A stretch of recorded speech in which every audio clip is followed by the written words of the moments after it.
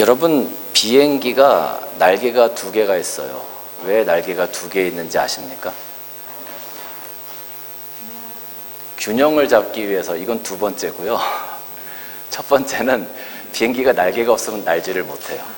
그러니까 양력을 얻기 위해서, 나르는 힘을 얻기 위해서 날개가 필요해요.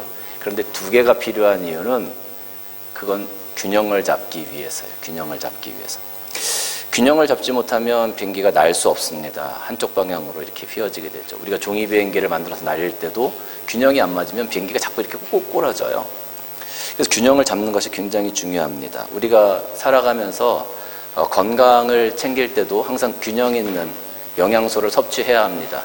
뭐 약간의 적고 많으면 괜찮지만 너무 하나가 결핍되거나 너무 하나가 많으면 항상 병이 생기게 되어집니다. 신앙도 마찬가지입니다. 신앙에 있어서 균형을 잡아야 될 것이 있습니다. 바로 말씀과 성령의 관계입니다. 이 균형을 잡는다라고 할 때 사실 어떻게 보면 영적으로 제가 생각할 때 가장 균형이 잘 잡힌 개념이 뭐냐면 삼위일체 개념이라고 저는 생각해요. 삼위일체 개념은 한 하나님이시지만 이것이 아버지 하나님, 아들 하나님, 성령 하나님, 이 역할을 다 감당하시는 이 세 개의 위격이라고 어려운 말로 위격이라고 얘기하는데 아마 여러분들이 조금 쉽게 표현하자면 아마 포지션이라고 해도 괜찮을 것 같아요. 근데 포지션이라는 말이 정확한 표현이 아닙니다. 이것도 잘못하면 이단적인 표현이 될 수 있어요. 그렇지만 여러분의 이해를 돕기 위해서 제가 조금 쉽게 그렇게 이야기하겠습니다. 왜냐하면 우리가 이것을 우리의 머리로 이해할 수 있는 그런 개념이 아니기 때문에 그렇습니다. 아버지 하나님께서 이 아버지 하나님의 위치에서 하신 일이 뭐예요? 가장 잘 하신 일이 뭘까요? 우리가 보통 천지를 창조하신 것은 아버지 하나님의 역할이었다라고 이야기를 합니다. 그럼 아들 하나님의 역할은 무엇이었을까요? 아들 하나님의 역할은 이 땅에 오셔서 십자가에 달려 돌아가시고 3일 만에 부활하신 그 사역, 그것을 우리가 구원 사역, 하나님 아버지, 예수 그리스도 아들 하나님의 사역. 성령 하나님의 사역은 무엇일까요? 예수님께서 승천하시고 나서 부활하시고 하늘로 올라가신 이후에 우리들에게 예수님을 대신해서 성령 하나님을 보내주시겠다. 그 성령 하나님이 너희들의 모든 것들을 인도하시고 내가 지금까지 너희들에게 가르친 것처럼 너희들을 가르치실 것이다 라고 말씀하신 게 성령 하나님의 역할이에요. 그래서 이 밸런스가 이렇게 잘 맞아서 잘 이야기한 것이 삼위일체 하나님의 그런 어떤 모양이다라고 이야기를 하고 싶습니다. 그런데 오늘 우리가 이 하나님의 말씀 그리고 성령의 역사 이 부분을 놓고 이야기하면서 여러분, 우리가 믿음을 가지고 살아가고 신앙을 가지고 살아가고 우리 교회가 이 어떤 베이스를 만들어가는 것은 무엇일까? 그것을 한번 생각해 보면 교회의 베이스나 그리고 우리 믿음의 기초는 분명히 말씀이 되어져야 된다라고 저는 생각이 들어요. 하나님 말씀으로 우리가 기초가 튼튼히 잘 닦여지는 것이 사실 굉장히 중요합니다. 그렇게 기초가 잘 닦여져 있으면 그 다음에 이 기초 위에 건물을 올려야 될 거 아니에요. 건물을 올리는 것은 누가 잘하시는 걸까? 말씀으로 우리에게 가르치시고 말씀으로 우리 털을 잡아주시는 것은 분명히 하나님의 역할이신 것 같아요. 예수 그리스도께서 그것을 우리 삶 가운데 구원이라는 것으로 드러나게 하셔서 이제 그 기초가 완전하게 잘 닦아졌어. 그 다음에 이 위에 건물을 올리는 역할은 성령 하나님께서 하셔야 된다라는 거예요. 무슨 의미냐 하면 여러분, 우리가 행함이 없는 믿음은 어떤 믿음이라고요?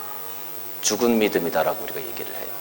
야고보서에서 그렇게 얘기하고 있거든요. 행함이 없는 믿음은 우리가 믿음을 가지고 있어. 그런데 그 믿음을 우리가 행함으로 우리가 삶 가운데 드러내지를 않아요. 그럼 그것은 믿음이 없는 것과 똑같다라고 얘기하는 거예요. 우리가 말씀으로 기초를 잘 닦았어요. 교회의 기초도 닦고 우리가 신앙의 기초도 잘 닦았어요. 그리고 나서 그 기초 위에 우리가 그리스도인이라는 것을, 내가 하나님의 사람이라는 것을 드러내는 행함의 삶이 있어야 되는데 그 삶을 인도하고 그 삶을 주도해 주시고 그 삶을 격려해 주시는 분이 누구냐? 바로 그것이 성령의 역할이다라는 거예요. 그러니까 우리는 믿음의 기초 위에, 말씀의 기초 위에 하나님 성령께서 인도하시는 아름다운 영적인 우리들의 신앙의 모습을 만들어가는 것이 가장 하나님께서 우리들에게 바라시는 모습이다라고 할 수 있는 거죠. 우리가 이렇게 성령의 인도하심을 따라서 우리들의 삶이 행함으로 드러나게 되는 이유가 무엇입니까? 왜 우리는 꼭 그렇게 해야만 합니까? 그냥 믿음만 가지고 있으면 안 되나요? 꼭 무언가 이렇게 우리 삶으로 이렇게 만들어 가야 되나요? 삶으로 그걸 증거해야 되나요? 예, 꼭 증거해야 합니다. 고린도전서 14장 보면 그러므로 너희도 영적인 것을 사모하는 자인즉 교회의 덕을 세우기 위해서 그것을 풍성하게 구하라라고 얘기했어요. 이것은 성령의 은사나 이런 부분에 대해서 이야기하는 건데 그 모든 것이 무엇을 위해서 하는 거라고요? 교회의 덕을 세우기 위해서. 우리가 이 땅에서 그리스도인으로서 살아가요. 우리가 이 땅에서 내가 가지고 있는 믿음을 나의 행함으로 드러내요. 이 땅에서 내가 믿음의 기초를 가지고 있는 것 위에 하나님께서 기뻐하시는 영적인 믿음의 삶을 세워가요. 이게 다 무엇을 위해서 하는 겁니까? 누구를 위해서 하는 겁니까? 하나님의 영광을 위해서 우리가 그렇게 하자는 거예요. 그것이 바로 교회의 덕. 교회의 덕을 세운다는 말을 다른 말로 하면 바로 하나님께서 영광 받으시는 일을 한다는 거예요. 그렇기 때문에 우리가 그리스도인으로서 그냥 입 싹 닫고 살아가는 것이 아니라 내가 그리스도인입니다라고 세상에 드러내고 세상의 빛과 소금으로 살아가야 된다라는 거죠. 우리가 세상의 빛과 소금으로 살아가지 않고 소금이 그 맛을 잃으면 어떻게 된다고요?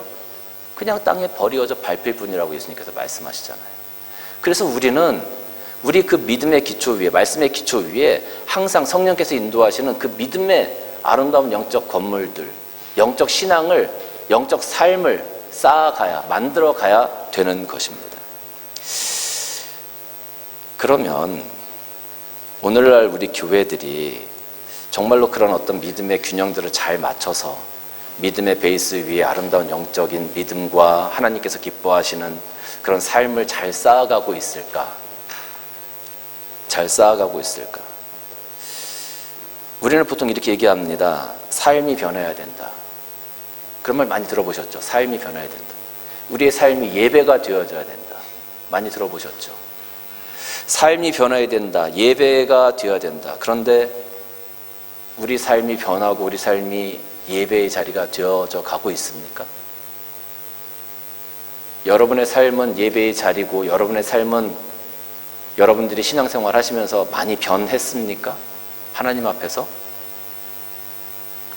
세상에 있는 많은 교회들이 정말로 하나님께서 기뻐하시는 모습으로 그렇게 변하고 그 삶의 예배 자리가 되어서 많은 영향력을 끼치고 있습니까? 이 세상 가운데?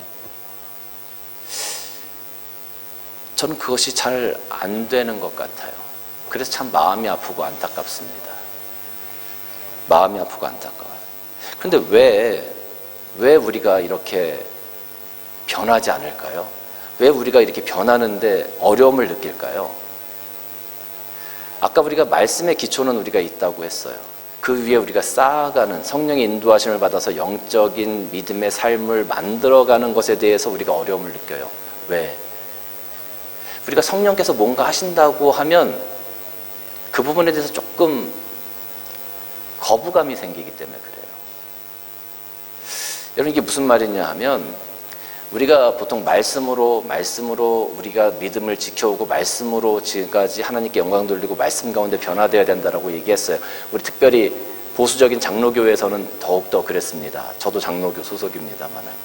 그런데 조금 이렇게 뭐 성령으로 뭐 기도하고 뜨겁게 기도하고 하는 데는 어디예요? 어느 파예요? 그거 다 알잖아. 순복음파야. 말씀으로 말씀을 하는 데는 장로교파고 뭐 기도하고 뜨겁게 뭐 하나님의 은혜가 은사가 어쩌고 저쩌고 하면 그 순복음파예요. 우리는 하나님의 성령이 무엇을 하신다는 것에 대해서 자꾸만 그것을 대체하는 것들을 찾아요. 그게 뭐냐면 말씀이었어요. 말씀. 또 순복음 쪽에서는 하나님의 성령께서 무언가 막 하신다고 하면서 이 말씀에 대한 것을 조금 등한시해요. 우리처럼. 그러니까 이게 서로 조금 그쪽에 가서 깊은 말씀을 공부해야 됩니다. 말씀이 우리 삶의 중심이 됩니다라고 얘기하면 이 사람 뭐야? 이렇게 얘기할 거예요. 근데 우리 가운데서 성령께서 우리의 삶을 만들어 가시고 우리를 인도하시게 해야 됩니다. 그러면 우리는 또 그 사람 보면서 좀 이 사람 뭐야? 이렇게 생각하는 거죠. 그러면서 서로 마음이 안 맞아가지고 삐긋삐긋해요. 나중에 여러분 하나님 앞에 가서 하나님 저 장로교 출신입니다. 말씀 팝니다. 하나님 저 순복음 성령 팝니다. 저 천국에 들어가야죠. 여러분 그렇게 하시겠어요? 그럼 하나님께서 어이구 그래 말씀 파 잘 왔다. 성령 파 잘 왔다. 하나님께서 그렇게 하시겠어요? 하나님께서 그러실 거예요. 야 말씀 파가 뭐냐 대체. 성령 파가 뭐냐 대체. 아마 그러실 것 같아요.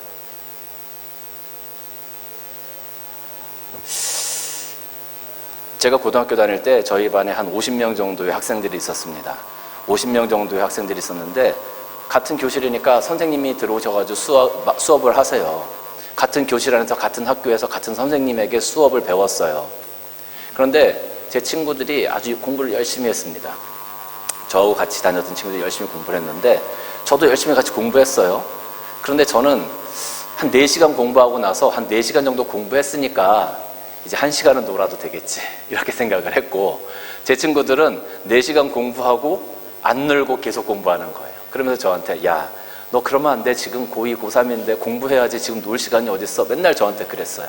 근데 저는 생각이 야 4시간 공부했잖아. 한두 시간은 쉬어도 괜찮아. 그렇잖아요. 4시간 공부했으니까 한두 시간 쉬어도 되죠. 근데 그렇게 하다 보니까 1시간 노는 게 2시간 되고 2시간 노는 게 3시간 되고 3시간 되는 게 4시간 되더니 공부에 대해서 점점 부담이 생기기 시작해요. 나중에 시험을 치고 나니까 제 친구들은 다 서울대 가고 연고대 갔는데 저는 어떻게 됐겠어요? 저는 서울대 연고대 출신이 아닙니다. 못 갔어요. 안 하니까 자꾸 부담이 생겨지고 자꾸 하기가 싫어지는 거예요. 여러분 이게 선생님 잘못이에요? 학교 잘못이에요? 제가 잘못한 겁니다. 에베소서 4장 4절 말씀 보면 몸이 하나요 성령도 한 분이시니 이와 같이 너희가 부르심의 한 소망 안에서 부르심을 받았는데 주도 한 분이시요 믿음도 하나요 세례도 하나요 하나님도 한 분이시니 곧 만유의 아버지시라. 만유 위에 계시고 만유를 통일하시고 만유 가운데 계시도다. 하나님이 두 분이세요? 하나님 한 분이세요. 주도 하나고 믿음도 하나고 세례도 하나고 우리가 한 소망 안에서 같이 부르심을 받았어요. 모든 그리스도인들이. 근데 왜 우리는 다를까요? 근데 왜 우리는 이렇게 나뉘어져서 서로 이해하지 못하고 서로 분리될까요? 하나님 잘못입니까? 성령 잘못입니까? 말씀이 잘못됐습니까? 교회가 잘못됐습니까? 우리가 잘못됐어요. 지금 우리가 내 생각이 잘못됐고 지금 살아가고 있는 내 삶이 잘못됐고 지금 하나님을 바라보고 있는 내 믿음이 잘못됐어요. 잘못됐어요. 여러분 우리 성도들끼리 패가 갈려서 밸런스를 맞추지 못하고 서로 싸워. 네가 잘났니 내가 잘났니 서로 싸워요. 그럼 누가 좋아하겠어요? 수사 기법 중에 만약에 어떤 사건이 났잖아요. 그럼 그 사건이 났을 때 범인을 찾는 제일 첫 번째가 뭐냐 하면 이 사건으로 인해서 누가 가장 득을 받느냐. 그게 첫 번째예요. 성도들이 서로 싸워요. 성도들이 하나가 되지 못해요. 그럼 누가 제일 먼저 득을 봐요? 사탄이에요. 사탄. 여러분 이거 심각한 겁니다. 우리가 말씀 붙들고 있는 것도 좋고 성령 붙들고 있는 것도 좋아요. 그런데 나와 다른 것을 붙들고 있다고 그것을 이해하지 못하고 비난하고 그것 때문에 서로 싸우고 하나님이 기뻐하시는 것이 아니라 사탄이 이거는 저는 이걸 이렇게 생각해요. 모든 교회들이 지금 분리되어지고 모든 교회들이 서로 자기의 것을 붙들고 자기 것이 맞다고 서로 비난하는 이유가 저는 사단의 계략이라고 생각해요. 하나님의 나라가 그래서 무너지는 거예요. 하나님의 나라가 그래서 힘을 잃어가는 거예요. 우리는 그것도 모르고 사단의 장단에 맞춰 춤추고 있는 거예요, 지금.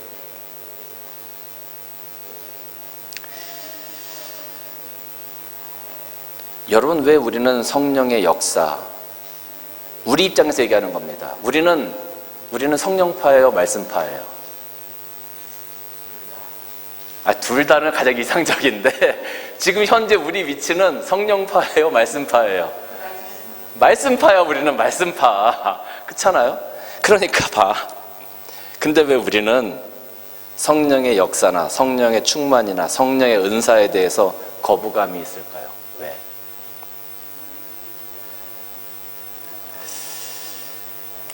오늘 본문 마가복음 16장 14절 말씀 보면 그 후에 11제자가 음식을 먹을 때 예수께서 그들에게 나타나서 그들의 믿음 없는 것과 마음이 완악한 것을 꾸짖으셨다 이렇게 했어요.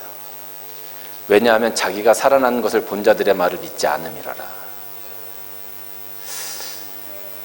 예수님께서 부활하셔서 제자들에게 나타나셨어요. 그것을 본 자들이, 예수님을 만났던 자들이 그것을 경험하지 못한 자들에게 가서 야, 예수님 살아나셨어, 예수님 부활하셨어, 내가 예수님 만났어. 그랬더니 다른 제자들이 뭐라 그랬어요? 말도 안 되는 소리 하지 마. 말도 안 되는 소리 하지 마. 어떻게 사람이 죽었다가 살아나? 그건 말도 안 되는 소리지. 그런데 예수님께서 십자가에 달리시기 전에 몇 번이고 제자들에게 내가 3일 만에 다시 살아날 거다라고 말씀하셨어요.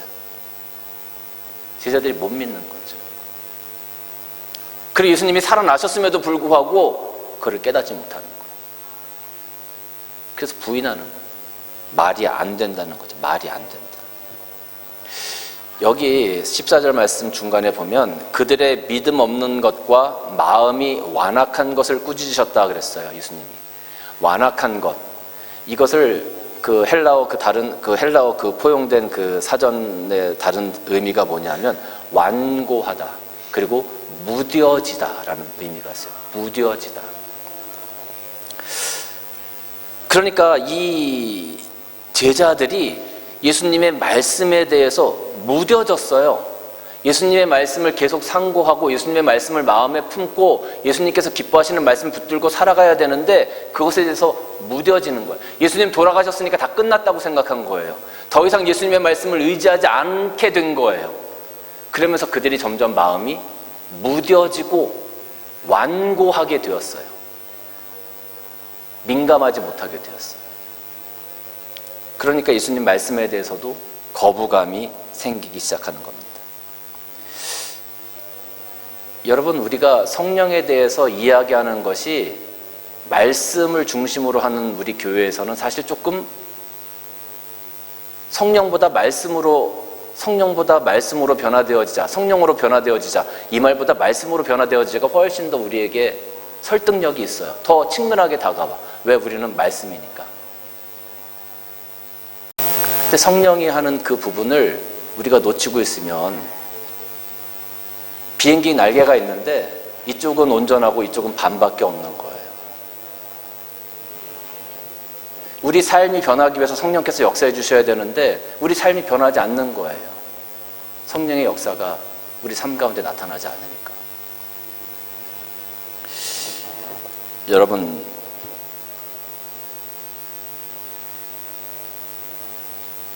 하나님 말씀으로 변화되어져야 된다. 우리 삶이 예배의 자리가 되어야 된다. 우리가 예수님을 인격적으로 만나야 된다. 다 들어보셨죠? 신앙생활하면서 한 번씩 다 들어보셨을 거예요. 성령 충만함으로 우리가 하나님의 기적을 경험해야 된다. 들어보셨어요? 자, 이 네 가지 중에 잘못된 게 뭘까요? 네 가지 중에 잘못된 게 뭘까요?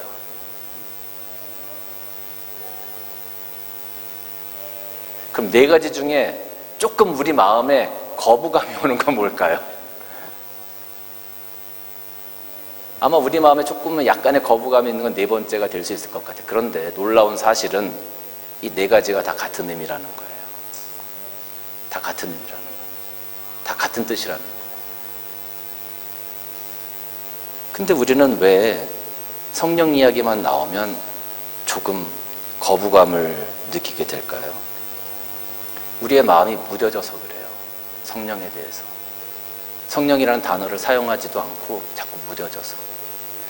제가 집에서 화분을 키웁니다. 화분을 키우는데 제가 이제 잊어버리고 한 두세 주 물을 못 줄 때가 있어요. 그러면 이 화분의 흙이 쫙 말라 비틀어져요. 그러면서 이 화분의 흙이 돌덩이처럼 딱딱하게 되더라고요. 제가 아차 싶어가지고 물을 줘요. 그럼 그 물이 어떻게 되는지 아세요? 그냥 흘러내려요. 그 흙 속으로 뿌리 있는 대로 물이 스며들어야 뿌리가 물을 먹고 자랄 텐데 흙이 딱딱해지니까 물을 주니까 물이 그냥 흘러내려. 바위돌처럼, 돌멩이처럼. 물을 먹지 못해요. 그거 다시 물을 주려고 그러면 물에다가 이렇게 담궈놔요. 1시간이고 2시간이고 담궈놔. 그러면 그 딱딱했던 흙이 다시 물을 조금씩 흡수해서 그게 다시 이렇게 좋은 흙이 돼요. 시간이 걸리더라고요. 여러분, 우리가 하나님의 성령에 대해서 무뎌져 있고 그렇게 딱딱하게 굳어져 있는 우리들의 마음이 하나님께서 사용하시게끔 하나님의 은사를 사모하고 하나님의 역사하심을 사모하고 내 삶이 변화여지고 이렇게 변화되기 위해서 계속 하나님께서 공급해 주시는 그 은혜의 물이, 은혜의 비가 필요해요. 그걸 우리가 받아들이고 그걸 내가 사모하는 마음이 있어야 우리가 그 딱딱히 굳었던 마음들이 변화되게 되어진다는 거예요. 그렇지 않으면 힘들다는 거예요. 우리가 신앙생활할 때 말씀과 성령의 밸런스가 맞아야 된다. 맞아야 된다. 이 두 개를 맞춰 나가기 위해서 이제 지금부터 우리가 노력을 해야 되는 겁니다. 하나님이 이스라엘 백성들을 위해서 홍해를 가르셨습니다. 아멘 하실 수 있어요? 하나님이 이스라엘 백성들을 위해서 홍해를 가르셨습니다. 예수님께서 죽은 나사로를 살리셨습니다. 성령께서 여러분들에게 은혜를 주시고 오늘도 귀신이 쫓겨나고 오늘도 여러분들의 병이 나을 줄로 믿습니다. 이 세 가지가 똑같은 얘기예요. 이 세 가지가 똑같은 거라고요. 그런데 오늘 우리는 성령께서 우리 삶 가운데 역사하시고 이스라엘 백성에게 또 나사로에게 행하셨던 그 기적을 우리에게 베푸실 겁니다라고 하면 거기에 대해서 자꾸 거부감이 생겨요. 만약에 제가 여러분들에게 성령의 기적이 일어나야만 교회입니다 라고 얘기하면 이거 이단성이 있어요. 그런데 그게 아니라 오늘도 내가 그걸 믿고 하나님 앞에 우리가 세워져 가야 됩니다라고 하는 것은 건전한 신앙인 거예요.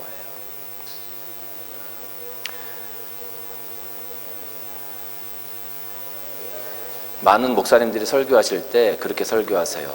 지금도 제3세계에서는 아프리카나 저 제3세계에 가면 성령의 역사가 일어납니다. 병 고치는 기적들이 일어나고 귀신들이 떠나가는 역사들이 일어납니다. 성령의 역사들이 일어납니다. 기적들이 일어납니다. 그렇게 말씀하세요. 그런데 그것이 왜 우리 가운데서는 일어나면 안 되는 건가요? 왜 우리는 그걸 기대하지 않나요? 왜 우리는 그걸 소망하지 않나요? 왜 성령께서 우리에게 그렇게 역사해 주시기를 왜 우리는 바라지 않나요? 제3세계에서 남의 일이야. 저 아프리카에서 성령께서 역사하시는데 야, 그 대단하다, 대단해. 근데 한 하나님, 한 믿음으로 그들도 하나님의 백성이 되었고 우리도 하나님의 백성이 되었는데 왜 우리 가운데서는 그 역사를 우리가 기대하면 이상한가요?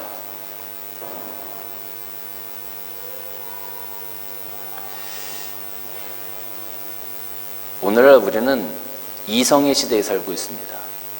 합리적인 사회에서 살고 있습니다.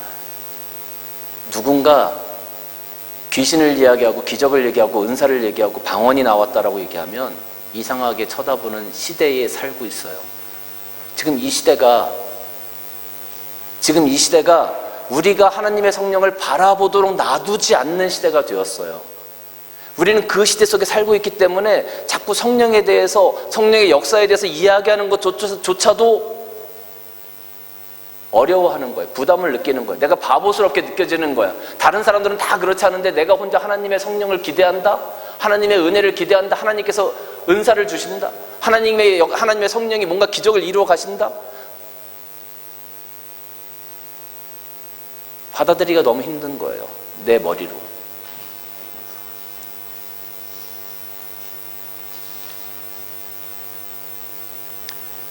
우리가 지금 그런 세대에 살고 있어요. 사랑하는 성도 여러분, 우리가 하나님의 말씀으로 내 삶이 변화되어야 된다. 그리고 예수 그리스도를 인격적으로 만나야 된다. 좋습니다. 만약에 이 두 가지를 위해서 우리가 해야 될 게 있다면 무엇일까요? 뭐래요? 살아내고. 우리가 이 두 가지를 경험하기 위해서 사실 이 두 가지는 하나님께서 주시는 거잖아요. 우리 매일 하나님 앞에 나와서 기도해야 합니다. 기도하면서 오늘 하루 참고 이겨내고 성령께서 나를 승리케 하시기를 소원하면서 나아가야 하는 겁니다. 하나님 말씀으로 변화되어지고 삶이 예배의 자리가 되어야 되고 내가 그리스도를 인격적으로 만나서 내 삶이 완전히 변화되어지고 하나님 앞에 순종하는 삶이 되기 위해서 우리가 해야 될 건 하나예요. 기도예요. 기도. 그리고 다른 말로 하면 오늘 내가 성령의 인도하심을 받기 위해서, 오늘 내가 성령의 기적을 경험하기 위해서, 오늘 성령께서 내 삶을 세워가게 하시기 위해서 우리가 해야 될 게 뭐예요? 기도예요. 똑같은 거란 말이에요. 똑같은 거. 근데 왜 우리는 자꾸 싸울까요? 답답해 미치겠어요. 내가 그만 생각하면. 똑같은 거란 말이에요. 삼위일체 하나님께서 우리에게 똑같이 역사하시는 모양이란 말이에요.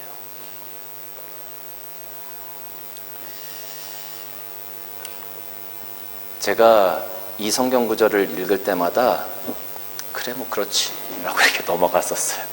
예전에 로마서 8장 26절 말씀 보면 이와 같이 성령도 우리의 연약함을 도우시나니 우리는 마땅히 기도할 바를 알지 못하나 오직 성령이 말할 수 없는 탄식으로 우리를 위하여 친히 간구하신다.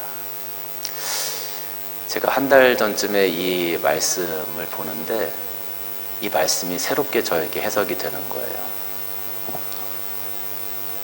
우리의 연약함 때문에 우리는 여전히 싸울 수밖에 없고 하나님의 은혜를 받아들일 수도 없고, 우리의 연약함 때문에 세상의 유혹 가운데 이 세상의 많은 법들과 질서들 때문에 하나님 앞에 서기가 어려운 우리들의 삶, 그리고 우리가 그것 때문에 어떻게 기도해야 될지도 몰라. 기도도 끊어졌어요. 그리스도인답게 살아갈 수 있는 모든 것들이 어떻게 보면 다 끊어졌다고 할 수 있는 거죠. 그런데 그런 삶을 위해서 하나님의 성령께서 말할 수 없는 탄식을 가지고 계시대잖아요. 우리의 삶을 보시면서 하나님의 성령이 탄식하신대잖아요. 야, 이거 아닌데. 이거 아닌데. 이거 아닌데. 그리고 그 탄식으로 우리를 위해서 기도해 주신대잖아요. 우리의 삶이 하나님 앞에서 바로 세워져 가도록 그렇게 기도해 주신대잖아요. 사랑하는 성도 여러분, 말씀이다, 성령이다, 예수님파다, 이거요 다 같은 겁니다. 중요한 것은 우리의 삶과 우리의 믿음이 세워져 가기 위해서 함께 기도해야 된다는 거예요. 함께 기도해야 된다는 거예요. 기도하지 않으면 세워져 갈 수가 없어요. 기도해야 합니다.